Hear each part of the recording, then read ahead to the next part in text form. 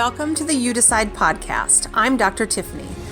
We are going to bring you stories of ordinary people who have chosen to live an extraordinary life, outside of their comfort zones and into confidence, possibility, and certainty. You are just one decision away from living your most aligned life, because let's get real, that's what we all want.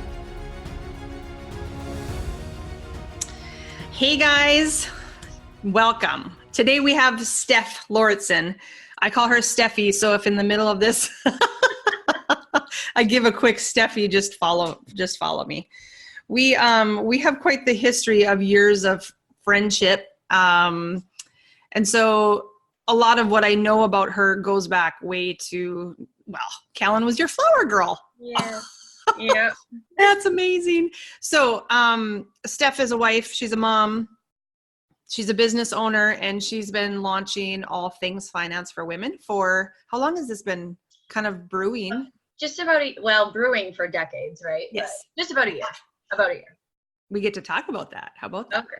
Decades to a year, right? That's kind of when you've been doing it. So her passion is money and understanding how money and life go together, right? And not to sacrifice who you are for that green piece of dollar bill, not selling your soul for your paycheck, all these awesome things that we get to talk about. With the holidays coming, we're going to dig a little bit into budget. And from my perspective, I'm really curious to know how, when people feel icky at the end of a holiday, because so many boundaries are blurred at the end of holidays, as we know, a lot of it is financial. So feeling financially broke, emotionally broke, mentally broke, and feeling like you kind of have to start over. So we're going to talk about some of the back end choices that we make. I say back end because it starts mentally, right? It starts with how we were raised and how we think about money. And then, some tactical budget things that they can leave with and know that they have some tools to make this season a little bit better. So welcome. Awesome. Woohoo! Good to be here. Yes, so exciting. Okay, so what would you say the number one, or maybe not number one, but one of the top challenges with women during the holidays and money is? We set our standards pretty high and our expectations.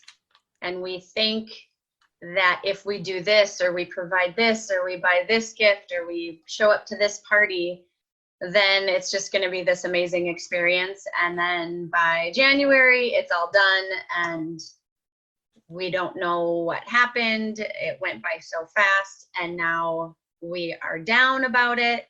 It's over and now we're broke as well.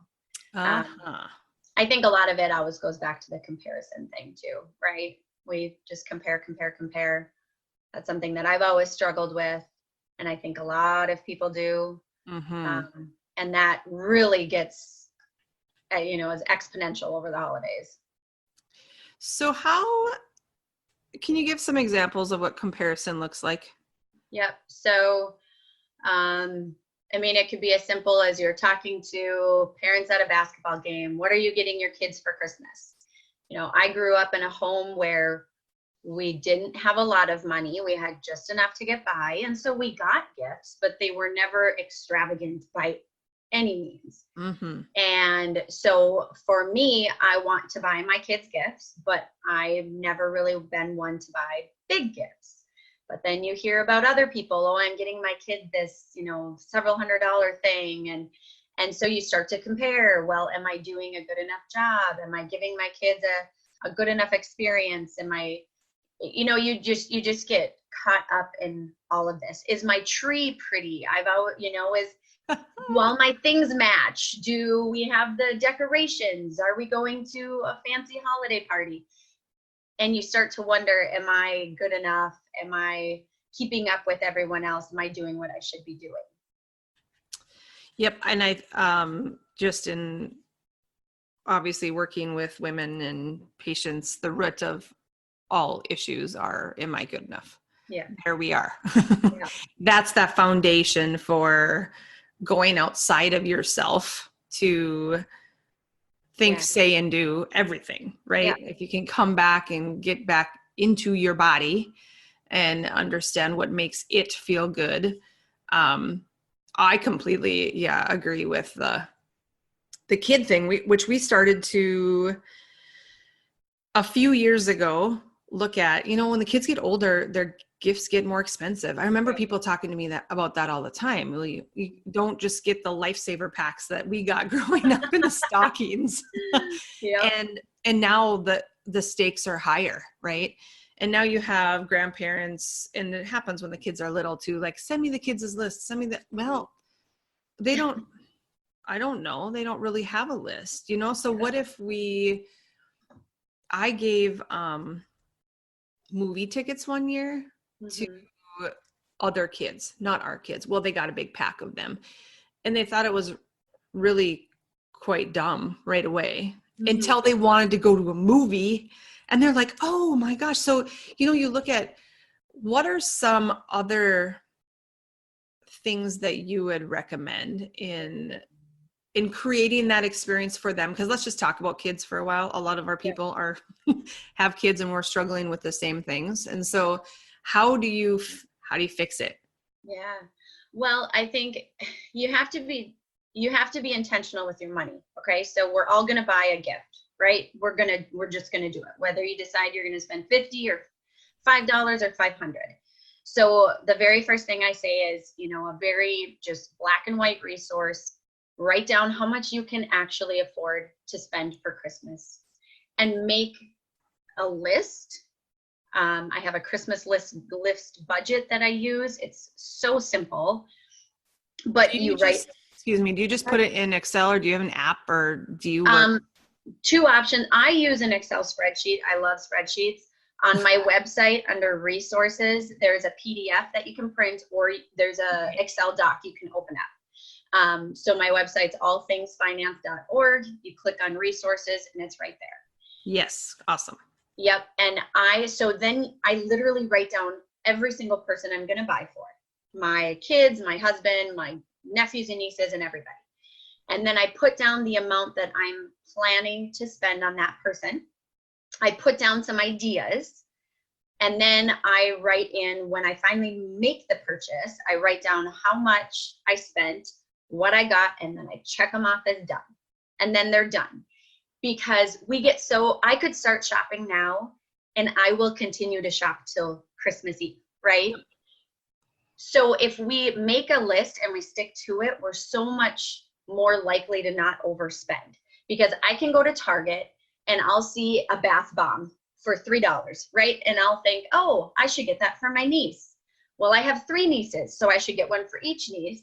But then my daughter would like that too. But then if I'm going to buy one more gift for my daughter and my nieces, I got to buy more for my sons and my nephews. And holy cow, before we know it, we've spent another $100 on junk. Yeah. So if we make a list and we stick to it, I know it sounds so simple and cliche, but you actually will stick to it and say, my kids, that bath bomb is not going to make my daughter's Christmas better. Is it? No. Looking back on my childhood, and I hope and pray this is how my kids think too. I remember one Christmas gift, and it was my first boombox. I was in 8th grade, and I got a stereo that had a CD player, and it was Garth Brooks. Nope, it was Brooks and Dunn. It was Brooks and Dunn.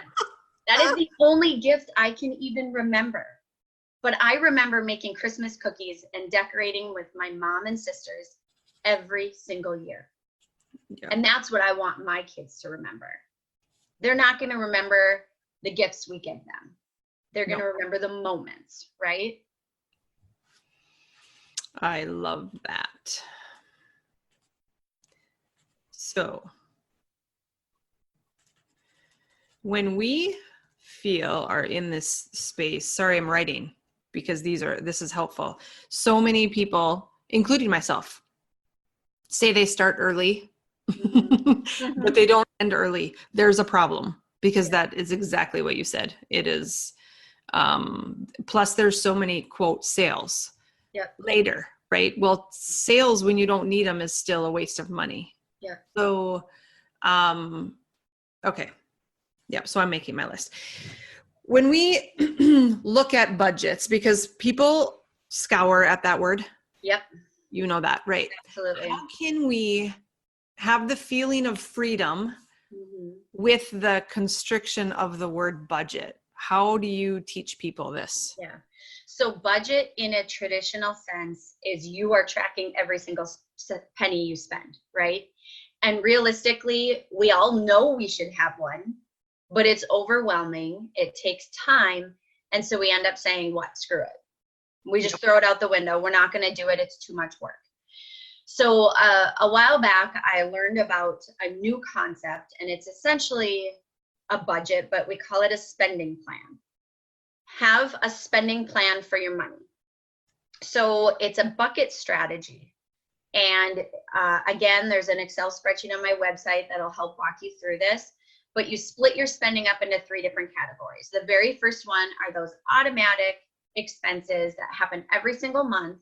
You know how much they're going to be, and you know probably what day they're even coming out of your bank account. Okay.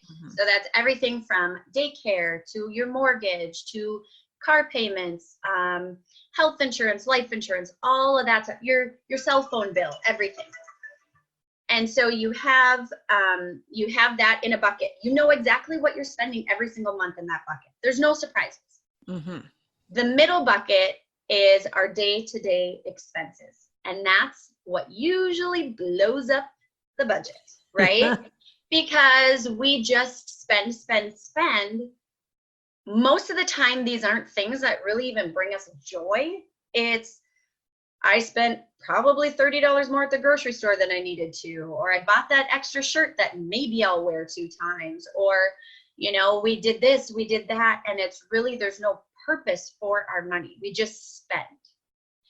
So what I tell people is you have to figure out what a normal amount is that you spend in that category each month. And if you need to break it down by week, it's actually a lot easier to do. And instead of putting that on your credit card, you pay cash for that. You pay cash. If that means you have to go to the bank every single Monday morning on your way to work, you take out that certain amount of money, and that's what you pay cash with, because then it makes you be more intentional with your spending.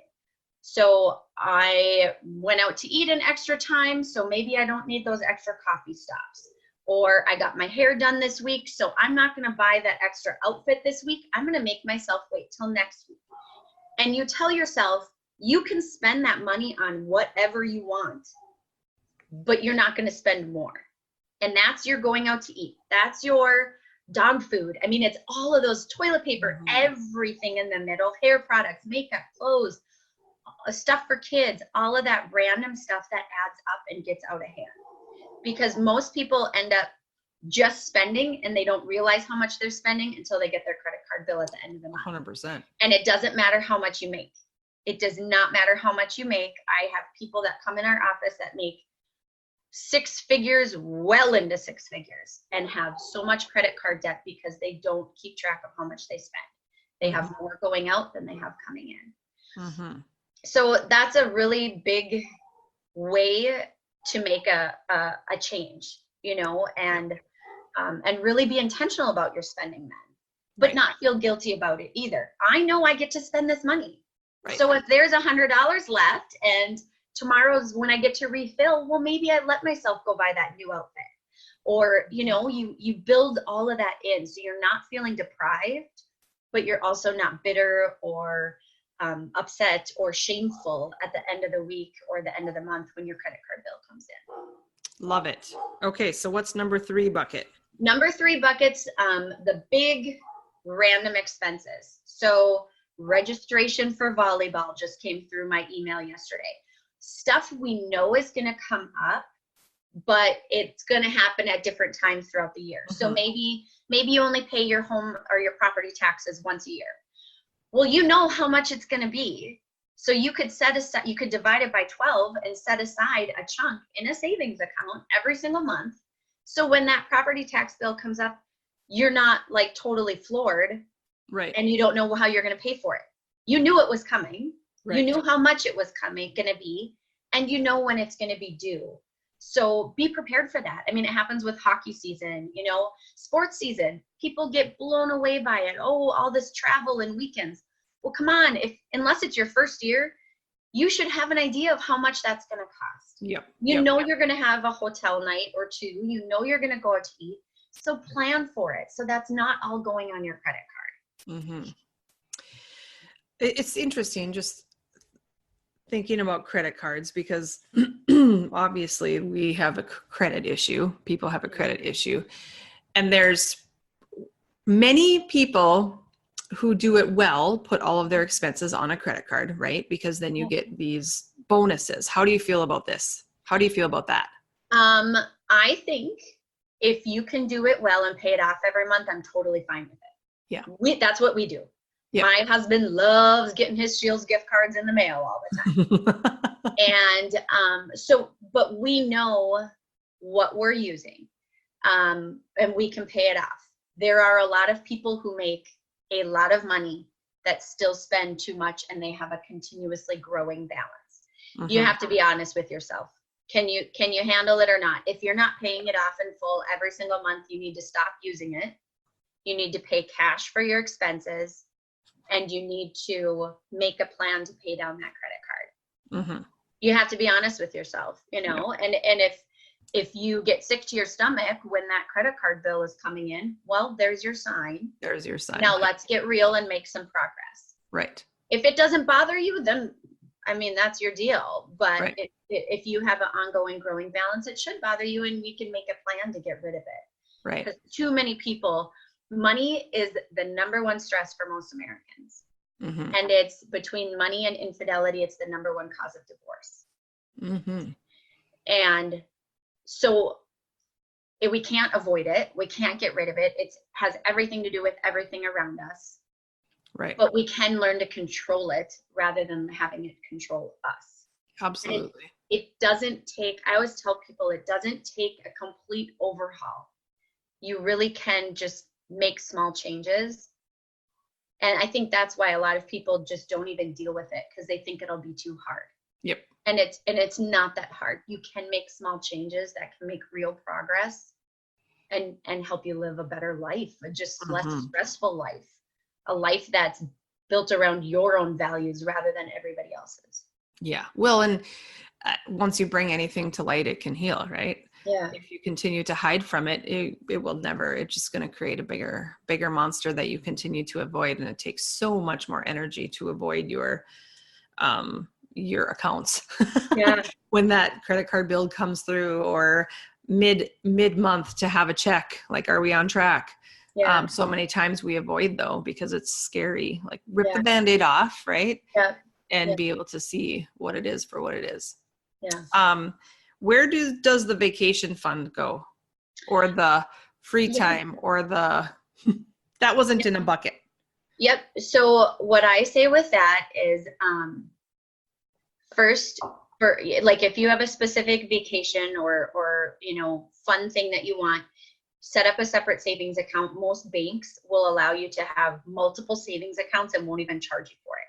Mm. And then you can, you know, put money away in there, building towards a certain goal, whether that's the home remodel or vacation or whatever it might be. So I really like doing that, because then you can see it grow. You can see progress, because, right, we're motivated by progress. Right. So you can put, say, even if it's $25 a month or $25 a week or whatever you can afford, to shove it in there. Maybe you tell yourself, I'm only going to spend $500 in cash this week, and you have $50 left. We'll put that $50 towards that goal, right? Mm-hmm. So I like that for bigger things. The other thing that I like is, you know, just a normal fun money during the month. We want to treat ourselves, right? Life's too short to not enjoy our money at all. We don't want to be bitter towards our money and feel deprived, but we don't also want to feel shame because we spend too much. So I actually tell people to create or give yourself a fun money allowance, an amount you and your spouse, if you're married or have a partner, decide on that you're going to spend each month. Because what happens is, couples, if you don't do this, especially if you're having money issues, struggles, whatever it might be. You know, as an example, I had a couple that were friends of mine, and a couple years ago, he would go buy something for hunting. He'd come home with a new $400 duck blind. Okay, whatever. And she was livid. We can't afford $400. How dare you? I didn't know you were going to spend that, blah, blah, blah, blah. But what did she do? She would say, well, that's not fair. So now I'm going to go buy that $400 Coach purse that I really want. So now we're really ticked at each other. We're both bitter, and we're $800 in the hole that we can't afford. Where instead, if we give ourselves a fun money allowance, it allows us to have that freedom to spend. You set an amount, you agree upon it, you each get that amount. And as long as you don't go over, who cares what you spend it on? If he puts it on one hand in blackjack, no big deal. Right. If she spends it all at a spa day for one day, no big deal. They've been doing this for a couple of years now. And they said now, instead of being mad at each other, we ask each other, what are you going to spend your fun money on for the week or for the month? And they have that freedom to enjoy their money rather than feel always like, I can't. Now they can, as long as they stay within those boundaries. That's awesome. Yeah, I like that one. Yeah, that is awesome, because that's the getting away from the constriction. We all want freedom. We definitely want freedom when we maybe shouldn't. Yeah. More so. Yep. But like when things are hiding, it truly is. That's when we want to say, screw it. Yep. And be watching what I'm spending my money on. It's just that, gosh, bring it out into the light, figure out a solution between both of you or whoever you're sharing money with, if anybody, and create a plan together. Plus, is there anything better than paying down debt or building wealth, whatever phase you're in, to do that together and to have both of those conversations or both of those situations always being on the same page. And that's many times holidays. That's not only are holidays stressful because of families. If there's loss in the family, we have to relive that through the holidays. So not only is it just super busy, our boundaries get muffed all the time, but now we end and we look back and we're like, oh my God, we weren't even on the same page on spending. And now we have to build for the next 3 to 6 months. I mean, I see it all the time. Yeah. And not only is money affected, health is always affected. Yeah. So how do we, going back to gift giving, because I think love languages are super intriguing. I believe every couple should do their love language test to have an idea of what makes them tick, because our actions are based on what our love language is. So mine is words of affirmation and quality time. And so that's what I think of everybody, right? I would rather go get coffee or have people over in an intimate, connected setting, or have an experience, a vacation, something like that always. When I talk, I want them to feel good in their heart and gut, which if they're an active service person, they could give a crap less. Yeah. So now we look at gift giving. Yeah. How, have you done any work like that in your family, or have you had it kind of blow up in your face? Like my dad, for example. Yeah. I mean, gifts are the last thing ever. Yeah. And so I think we, for many years now, not so much, but for many years we would try to impress him by buying an awesome gift or making an awesome gift. And the making is a lot more pulling at heartstrings, but otherwise he'd be like, oh, thanks. I mean, you'd hardly even get a thanks out of it, right? And that's just one example. We all have those people that we're trying to give the best gift for. They do not care about that. Yeah. They want you in their home for Christmas maybe, or they want to bring you somewhere, or they want to, there's some act of service that they want to do for you. And we haven't figured out how to read that. Yeah. What's your experience in this? Yeah, well, you definitely are more knowledgeable in the area than I am. But like, I know for my husband, he is an acts of service guy, I believe.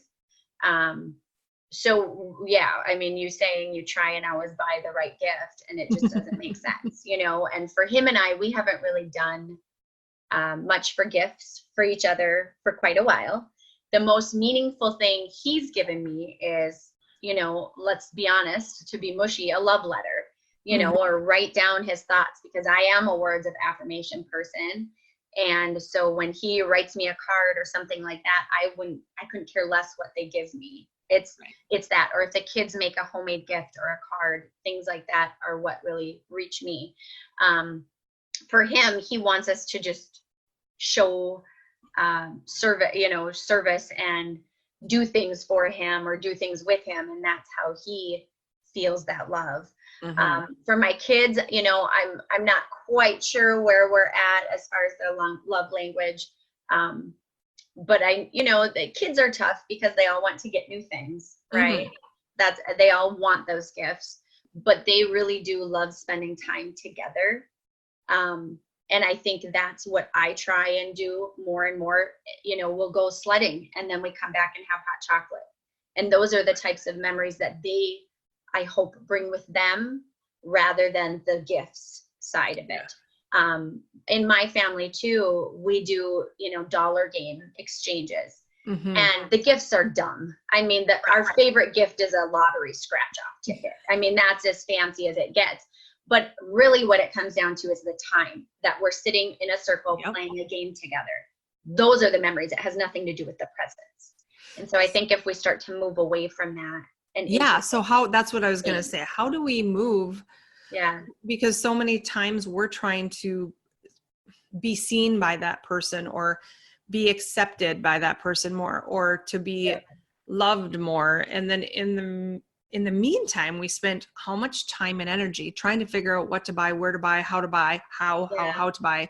And afterwards they're like, it could be your kids. Yeah. It was cool at the moment, but now it's just sitting in a box. Right. Well, that's not what they wanted. Yeah. So we make these lists, we give them to grandma, grandpa, and aunts and uncles, and with just things they don't even want. And in the meantime, it sacrifices our freedom.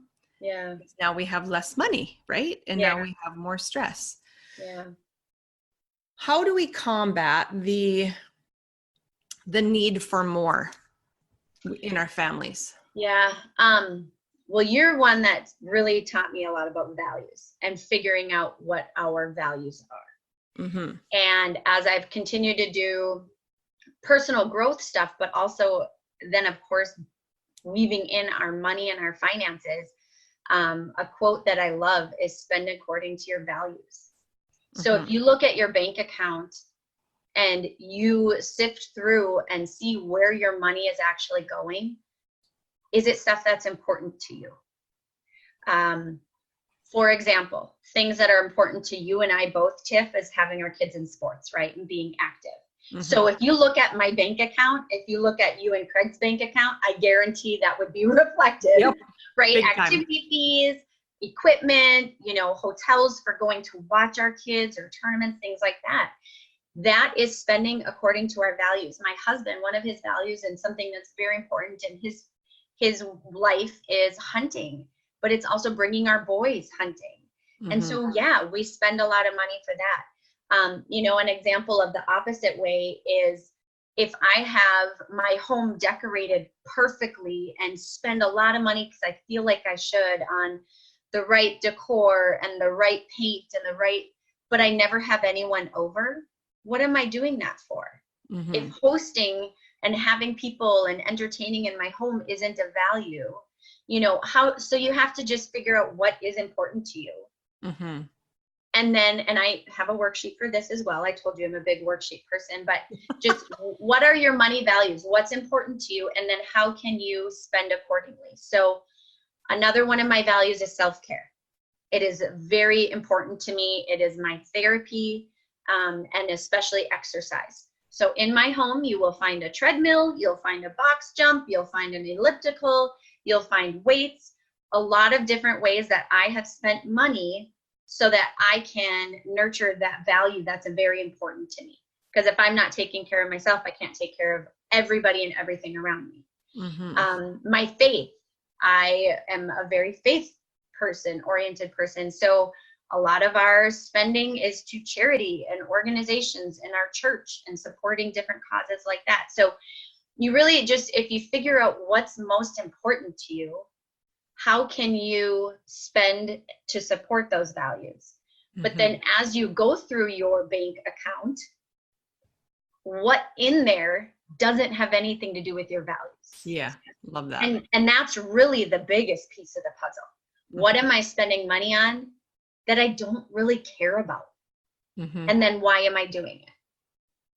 And if we can identify those things, then, you know, maybe we can get out of that comparison. Well, I'm doing this just to impress people. That's dumb. Right. Now that we have awareness. Yeah. One of my favorite Rachel Hollis quotes is, stop spending money to impress people you don't really care about. And I think it's just so spot on. Like you've said before, you know, other people's opinions are none of your business.